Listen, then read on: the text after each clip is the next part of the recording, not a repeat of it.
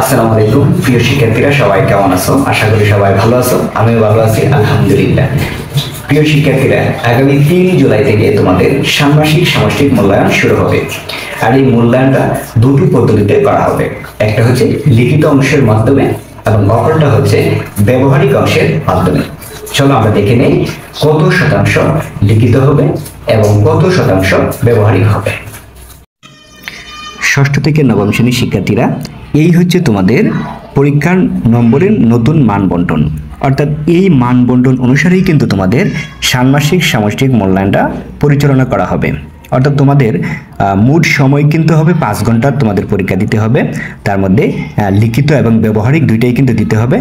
এর মধ্যে লিখিত হবে 65%, অর্থাৎ 65% হবে তোমাদের লিখিত পরীক্ষা। এই 65%-এর জন্য বা 65% জন্য তোমার সময় থাকবে 2 ঘন্টা। অর্থাৎ ওই 2 ঘন্টার মধ্যেই কিন্তু তোমার এই 65%-এর আনসার করতে হবে, অর্থাৎ লিখিত পরীক্ষার আনসারটা করতে হবে। এবং ব্যবহারিক থাকবে হচ্ছে 35%। ব্যবহারিকের জন্য তোমার সময় বরাদ্দ করা হয়েছে 3 ঘন্টা।